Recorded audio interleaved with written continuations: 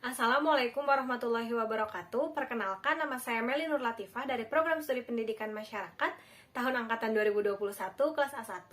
Di sini saya akan mempresentasikan mengenai dinamisasi Pancasila dalam hukum. Yang pertama ada Pancasila. Pancasila adalah 5 dasar luhur yang ada dan berkembang bersama dengan bangsa Indonesia sejak dahulu.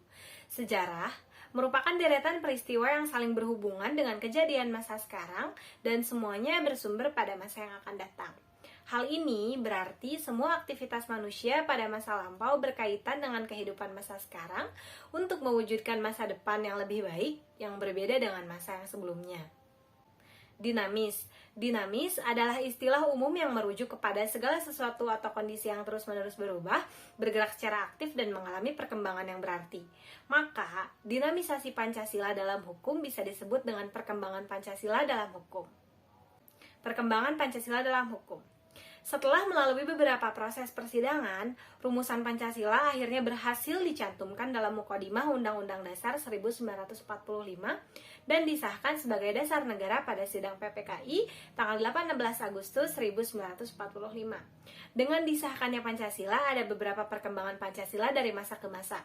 Berikut perkembangan Pancasila setelah disahkannya dari masa ke masa. Yang pertama ada masa Orde Lama. Pada masa Orde Lama, kondisi politik dan keamanan dalam negeri diliputi oleh kekacauan dan kondisi sosial budaya berada dalam suasana peralihan dari masyarakat terjajah menjadi masyarakat merdeka. Masa Orde Lama adalah masa pencarian bentuk penerapan Pancasila, terutama dalam sistem kenegaraan. Pancasila diterapkan dalam bentuk yang berbeda-beda pada masa Orde Lama. Nah, terdapat 3 periode penerapan Pancasila pada masa itu. Periode pertama yaitu 1945 sampai 1950. Periode ini penerapan Pancasila sebagai dasar negara dan pandangan hidup menghadapi berbagai masalah. Ada upaya-upaya untuk mengganti Pancasila sebagai dasar negara dan pandangan hidup bangsa. Upaya-upaya tersebut terlihat dari munculnya gerakan-gerakan pemberontakan yang tujuannya untuk mengganti Pancasila dengan ideologi lainnya. Dengan 2 pemberontakan, yaitu pemberontakan Partai Komunis Indonesia atau PKI dan pemberontakan Darul Islam Tentara Islam Indonesia atau DITI. Yang kedua, periode 1950 sampai 1959. Pada periode ini, dasar negara memang tetap Pancasila, akan tetapi dalam penerapannya lebih diarahkan seperti ideologi liberal. Hal tersebut dapat dilihat dalam penerapan sila keempat yang tidak lagi berjiwakan musyawarah mufakat, melainkan menggunakan suara terbanyak atau voting.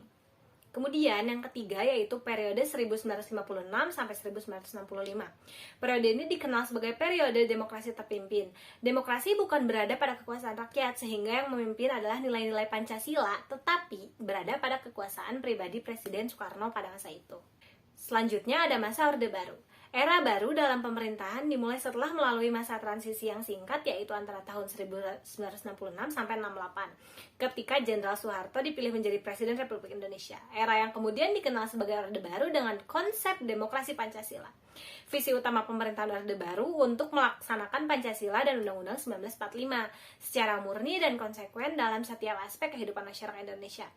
Nah, harapan rakyat untuk yang lebih baik bersama Presiden Soeharto ternyata tidak sepenuhnya terwujud, karena sebenarnya tidak ada perubahan yang substantif dari kehidupan politik Indonesia antara Orde Baru dan Orde Lama. Sebenarnya sama saja, sama-sama otoriter dalam penjalanan politik. Pemerintah Orde Baru, kekuasaan Presiden merupakan pusat dari seluruh proses politik Indonesia.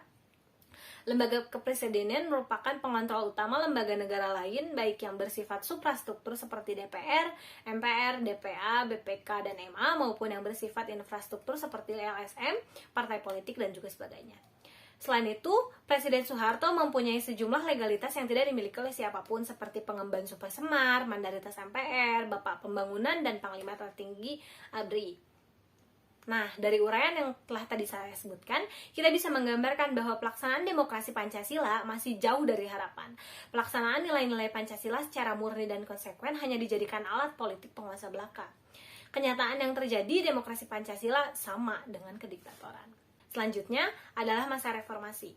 Pada masa reformasi, penerapan Pancasila sebagai dasar negara dan pandangan hidup bangsa terus menghadapi berbagai tantangan. Penerapan Pancasila tidak lagi dihadapkan pada ancaman pemberontakan yang ingin mengganti Pancasila dengan ideologi lain. Akan tetapi lebih dihadapkan pada kondisi kehidupan masyarakat yang diwarnai oleh kehidupan yang serba bebas. Kebebasan yang mewarnai kehidupan masyarakat Indonesia saat ini meliputi berbagai macam bentuk, mulai dari kebebasan berbicara, berorganisasi, berekspresi, dan sebagainya. Kebebasan tersebut di satu sisi dapat memacu kreativitas masyarakat, tapi di sisi lain juga bisa mendatangkan dampak negatif yang merugikan bangsa Indonesia sendiri. Nah, banyak hal negatif yang timbul sebagai akibat penerapan konsep kebebasan yang tanpa batas ini, seperti munculnya pergaulan bebas, pola komunikasi yang tidak beretika dapat memicu terjadinya perpecahan, dan juga sebagainya. Nah, kemudian saat ini bangsa Indonesia dihadapkan pada perkembangan dunia yang sangat-sangat cepat dan mendasar, serta berpacunya pembangunan berbangsa-bangsa. Dunia saat ini sedang terus dalam bergerak mencari tata hubungan baru, baik di lapangan politik, ekonomi, maupun pertahanan keamanan. Nah, mungkin itu saja yang bisa saya sampaikan. Terima kasih atas perhatiannya. Wassalamualaikum warahmatullahi wabarakatuh.